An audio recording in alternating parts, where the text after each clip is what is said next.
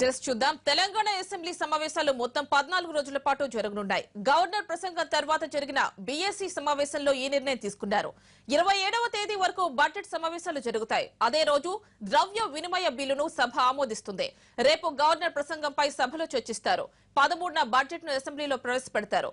15న చర్చ జరుగుతుంది. 17న బడ్జెట్ పై ప్రభుత్వం సమాధానం ఇస్తుంది.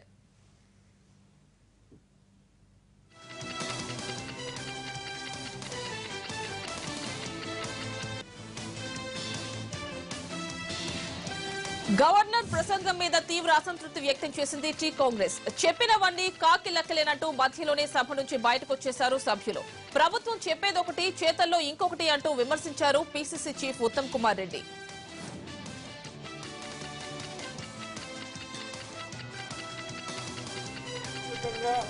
ఇష్టం వచ్చినట్టు ఒక తుగ్లక్ పనిలా చేసిన 31 జిల్లాలని అది గొప్పగా చెప్పుకోవడం ఇది చాలా హాస్యాస్పదంగా ఉంది.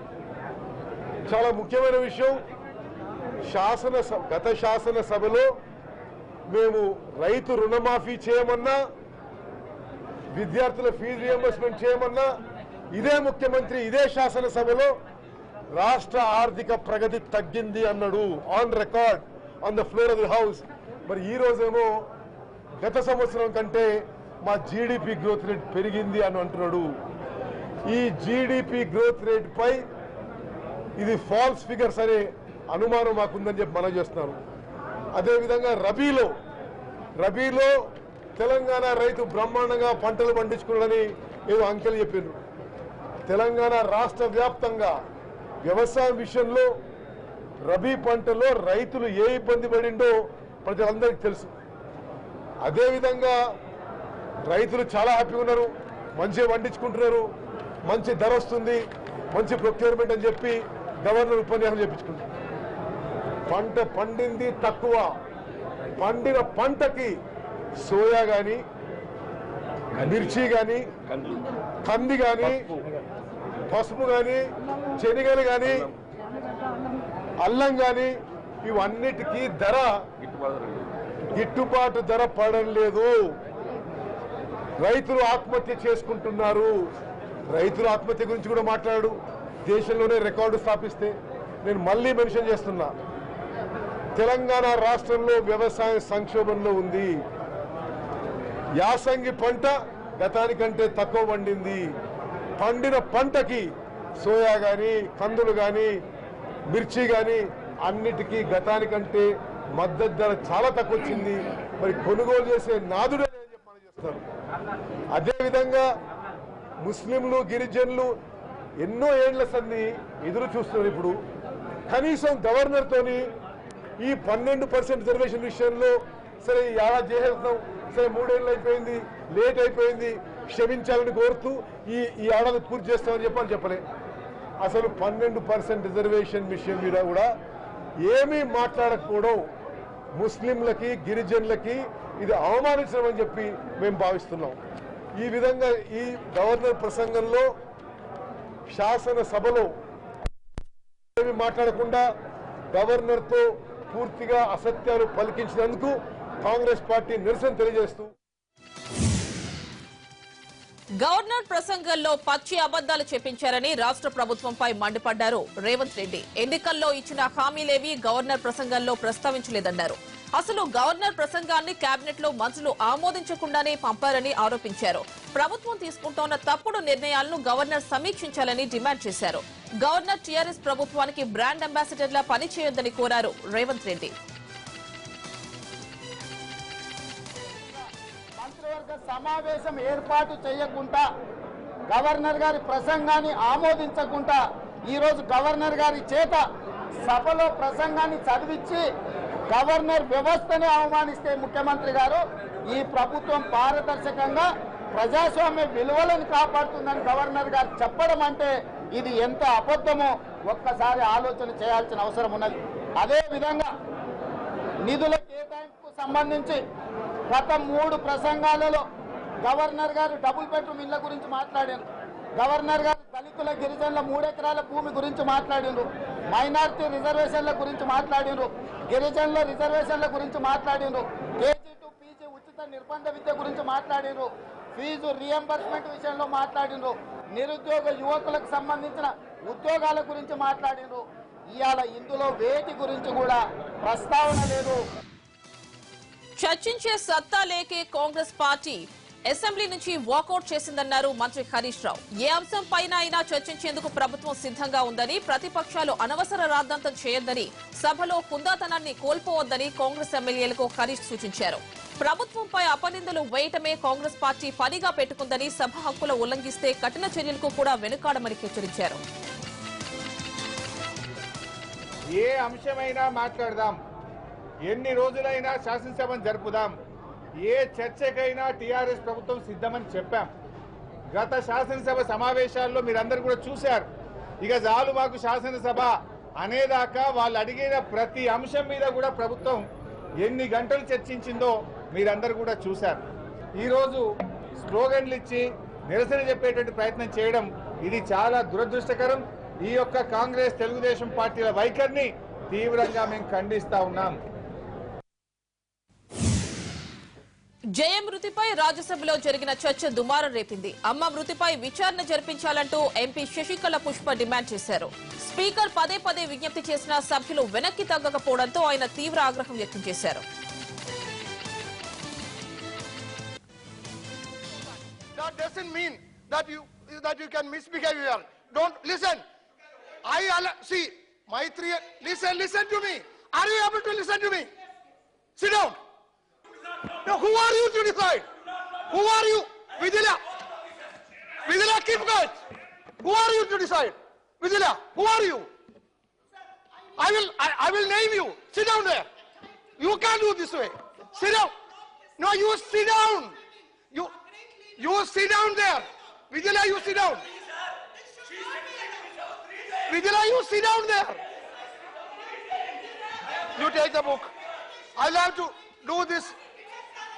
What is this? You sit down there. You sit down. Vidila ji. No, I have a lot of, listen to me. I have a lot of respect for you. You are my sister. But I am telling you one thing. This is misdemeanor, unbecoming of you. I tell you, because you are a lady member, I am stopping it. If any other member would have behaved like this, I would have taken action. Don't do this. Why do you see? No. Why do you think? Why do you think that you can interrupt like this? Back to 30/60. Uttar Pradesh లో majority రాకపోతే మాయావతితో చేతులు కలపడానికి అభ్యంతరం లేదన్న అఖిలేష్ వ్యాఖ్యలు ఇప్పుడు చర్చనీయాంశంగా మారాయి. అంటే ప్లాన్ బి కూడా అఖిలేష్ ముందే రెడీ చేసుకున్నారనేది రుజువైపోయింది. అఖిలేష్ ఆఫర్ ఇచ్చారు సరే, మాయావతి ఒప్పుకుంటారా? ఎగ్జిట్ పోల్స్ నిజమైతే యూపీలో ఏం జరగబోతోంది?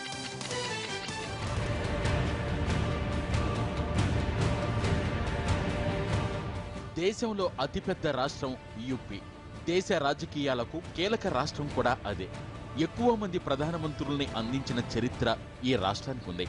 కేంద్రంలో ఎవరు అధికారం రావాలన్నది డిసైడ్ చేసేది ఈ స్టేటే కాబట్టి అన్ని పార్టీలు ఇక్కడి ఎన్నికలను ప్రతిష్టాత్మకంగా తీసుకుంటాయి. ఇప్పుడు యూపీలో హంగ్ తప్పదని ఎగ్జిట్ పోల్స్ చెబుతున్నాయి. దీంతో పార్టీల్లో మేధోమథనం మొదలైంది. కానీ యూపీ సీఎం అఖిలేష్ మాత్రం అందరికంటే 2 అడుగులు ముందే ఉన్నారు. ఎలాగైనా రెండవసారి అధికారం రావాలన్న పట్టుదలతో ఉన్న అఖిలేష్ ఎగ్జిట్ పోల్స్ ఫలితాలు రాగానే ప్లాన్ బి బయటపెట్టారు.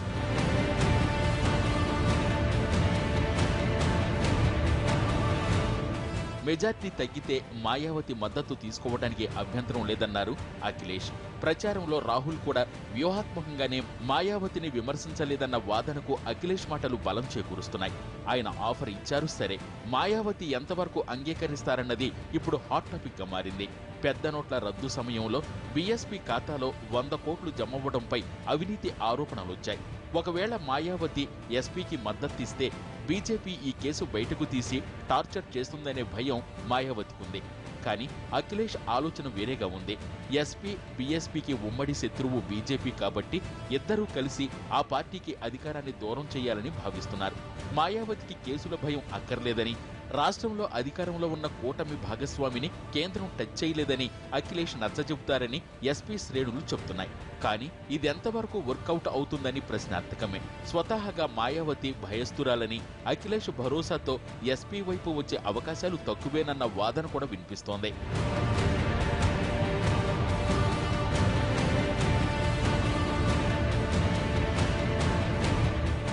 ఎగ్జిట్ పోల్స్ చెప్తున్నట్లుగా బీఎస్పీకి 90 సీట్లు వస్తేనే అఖిలేష్ మాయావతితో కలిసినప్పుడు అధికారం సాధ్యమవుతుంది. కానీ బీఎస్పీకి నిజంగా అంత సీన్ ఉందా? క్షేత్రస్థాయిలో ఆ పార్టీకి అంత బలం లేదని, చాలా చోట్ల బీఎస్పీ కార్యకర్తలు కూడా ఏనుగుకు ఓటేయలేదని కొందరు విశ్లేషకులు చెబుతున్నారు. అలాంటప్పుడు 90 సీట్లు సాధ్యమేనా అన్న ప్రశ్న కూడా ఉదయిస్తోంది.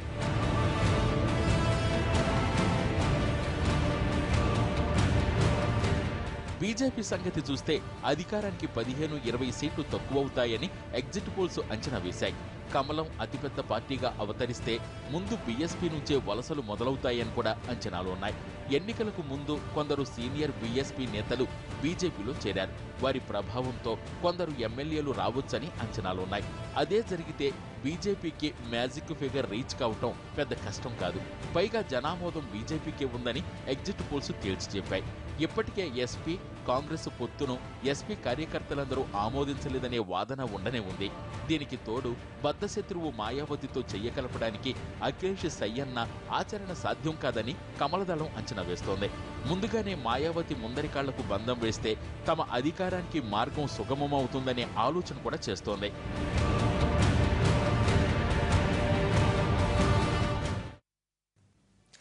ఉత్తరప్రదేశ్ ఎన్నికల్లో విజయం కోసం మోడీ ఎందుకంత కష్టపడ్డారు? ఈ ఫలితాలతో ఆయనకు ఏం ప్రయోజనం ఉంటుంది? ఈ గెలుపుతో ప్రభుత్వంలో పాలనలో ఎలాంటి మార్పులు రాబోతున్నాయి? 5 రాష్ట్రాల ఎన్నికల ఫలితాలు బీజేపీకి, ముఖ్యంగా ప్రధాని మోడీకి ఎంతో కీలకం. నోట్ల రద్దు తర్వాత జరుగుతున్న ప్రధాన ఎన్నికలివి. అందుకే మోడీ అంత సీరియస్ గా తీసుకున్నారు. గతంలో ఏ ప్రధాని చేయని విధంగా 3 రోజుల పాటు వారణాసిలో బస చేసి ప్రచారంలో పాల్గొన్నారు. ఎగ్జిట్ పోల్స్ ప్రకారం 3 రాష్ట్రాల్లో బీజేపీ ప్రధాన పార్టీగా అవతరించే అవకాశం ఉంది. ఉత్తరాఖండ్, ఉత్తరప్రదేశ్, గోవాల్లో ఆ పార్టీ జయకేతనం ఎగురవేస్తుంది. పంజాబ్లో గట్టిగా దెబ్బతిన్న మణిపూర్లో గట్టి పోటీ ఇస్తుందని ఎగ్జిట్ పోల్స్ చెబుతున్నాయి.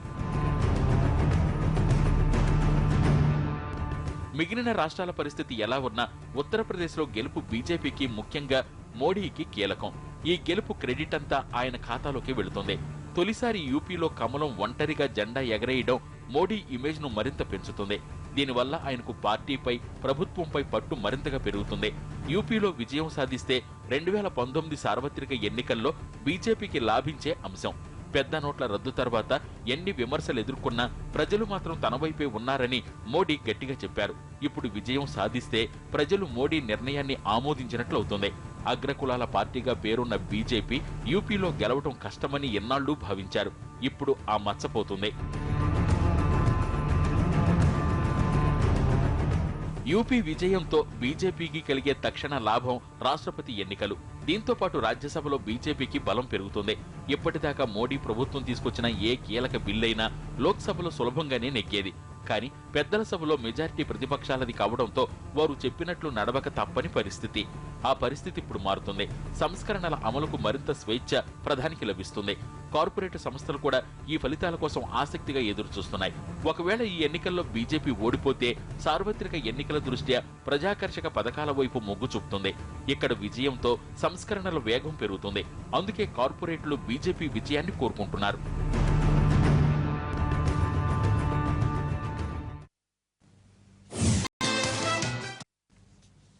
Back news. లోకేష్ ఆస్తులపై జగన్ బహిరంగ చర్చకు రావాలన్నారు టీడీపీ ఎమ్మెల్సీ సోమిరెడ్డి చంద్రమోహన్ రెడ్డి. చంద్రబాబుపై వేసిన ఏ ఒక్క కేసు నిలబడలేదని, వైసీపీ నేతలంతా కేసుల్లో ఉన్నవాళ్లేనని అన్నారు. వైసీపీ ముద్దాయిల పార్టీ అని సోమిరెడ్డి ఆరోపించారు. లోకేష్ ప్రకటించిన ఆస్తుల వివరాలపై కనీస పరిజ్ఞానం లేకుండా వైసీపీ నేతలు మాట్లాడుతున్నారని, దేశంలో ఏ రాజకీయ నాయకుడికి లేని విలాసవంతమైన ఆస్తులు జగన్ కు ఉన్నాయని సోమిరెడ్డి విమర్శించారు. ఈయన ఎంత పుడింగో చెప్తారు. బొత్స సత్యనారాయణ గారు ఎంత పుడింగో. ఏసీబీ కేసుల్లో, లిక్కర్ కేసులో 5 జిల్లాల్లో మా కుటుంబానికి లిక్కర్ సిండికేట్లలో సంబంధాలు ఉన్నాయని చెప్పిన వ్యక్తి బొత్స సత్యనారాయణ గారు. ఆనాటి ACB director IPS officer Srinivasa Reddy గారిని అడిగితే బొత్స సత్యనారాయణ ఎంత పుడింగో చెప్తారు. నువ్వు ఈ రోజుకి మీ పార్టీ అధ్యక్షుడు ఒక పక్కన నువ్వు, ఒక పక్కన ధర్మాన ప్రసాదరావు గారు, ఇంకో పక్కన సబితా ఇంద్రారెడ్డి గారు, ఇంకో పక్కన ఐఏఎస్ ఆఫీసర్లు, ఐపీఎస్ ఆఫీసర్లు, ఇన్వెస్టర్స్, పారిశ్రామికవేత్తలు మొత్తం జైలు చుట్టూ తిరుగుతున్నారు. మీ పార్టీ అధ్యక్షుడు రోజు శుక్రవారం పోవాలా, మీ పార్టీ అధ్యక్షుడికి right hand Vijayasai Reddy Rajya Sabha member రోజు కోర్టులో ముద్దాయిగా నిలబడాలి శుక్రవారం. మీరు మాట్లాడతారా చంద్రబాబు నాయుడు గారి గురించి అని చెప్పేసి నేను అడుగుతున్నా. ఈరోజు ఆ కేసు విషయంలో already Telangana government case file చేసి ఉంది. ఏమవుతుందో చూసుకోండి. హైకోర్టు మత్తయ్య ఒక ముద్దాయిగా తెలంగాణ గవర్నమెంట్ పెడితే, ఏసీబీ పెడితే, మత్తయ్య వేసిన పిటిషన్లో హైకోర్టులో చాలా తీర్పు క్లియర్గా ఇచ్చింది. అసలు ఈ సెక్షనే కరెక్ట్ కాదు, ఈ కేసును కొట్టేస్తున్నానని చెప్పి కేసు క్వాష్ చేసింది. ఇవన్నీ పెట్టుకొని మీకు ఏదో ఒక విధంగా చంద్రబాబు నాయుడు గారు మీ నాయకుడు ముద్దాయి కాబట్టి, మీ నాయకుడు 12 కేసుల్లో ముద్దాయిలు కాబట్టి చంద్రబాబు నాయుడు గారిని కూడా ముద్దాయిగా చేయాలా? మీ కోరికది, మీ కోరిక నెరవేరదు. ఇది అసంభవం అని చెప్పి చెప్తున్నా నేను. చంద్రబాబు నాయుడు గారు ఏపీ స్థానికత కలిగిన విద్యుత్ ఉద్యోగులు చేస్తున్న రిలే నిరాహార దీక్షలు నెల రోజులు దాటాయి. తాము ప్రమోషన్లు కోల్పోతున్నామని, తమ పిల్లల విద్యా ఉద్యోగావకాశాల్లో స్థానికత సమస్యగా మారుతోందని వారు ఆందోళన చెందుతున్నారు. 2 రాష్ట్రాల ప్రభుత్వాలు సమస్యను పరిష్కరించి తమకు న్యాయం చేయాలని ఉద్యోగులు కోరుతున్నారు.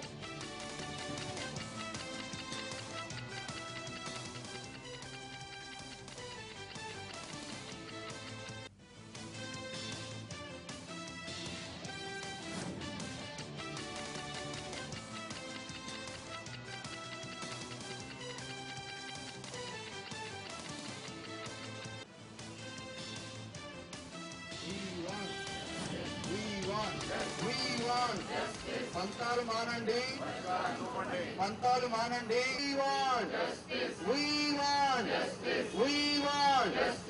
మా పిల్లలు ఇప్పుడు ఆంధ్ర వాళ్ళు చెప్తున్నారు ఏప్రిల్ 2017 లోపల వస్తేనే మీకు ఇక్కడ స్థానికత అంటున్నారు.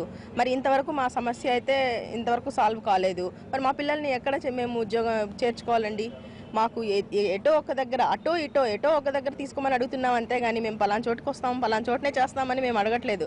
మమ్మల్ని అంత అబ్రప్ట్గా మమ్మల్ని రిలీవ్ చేస్తున్నారు అంటే దాదాపు 2 సంవత్సరాల నుంచి మా మనోవేదనను ఎవ్వరూ కానీ గుర్తించడం లేదండి.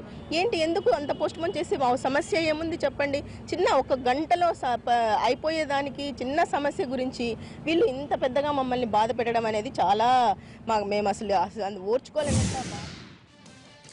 ఎండలు పెరిగి ఉక్కపోతతో అల్లాడుతోన్న విశాఖ వాసులను వర్షం పలకరించింది. ఉదయం వేళ కురిసిన వర్షంతో నగర వాసులకు ఊరట లభించింది.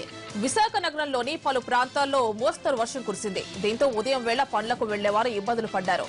అయితే ఎండలు పెరుగుతున్న వేళ వర్షం పడడంతో ఒక్కసారిగా వాతావరణంలో మార్పు వచ్చింది. వేడిమి తగ్గి వాతావరణం చల్లబడడంతో నగర వాసులు సేదదీరారు. జమ్మూ కాశ్మీర్, హిమాచల్ ప్రదేశ్లలో భారీగా మంచు వర్షం కురిసింది. జమ్మూలోని గుల్మార్గ్, పతల్గామ్, కాట్రాలలో మంచు దుప్పటి కప్పుకుంది. రోడ్లన్నీ మంచులో మునిగిపోయాయి. జమ్మూ శ్రీనగర్ హైవేపై భారీగా మంచు పేరుకుపోవడంతో వాహన రాకపోకలకు ఇబ్బంది ఏర్పడింది.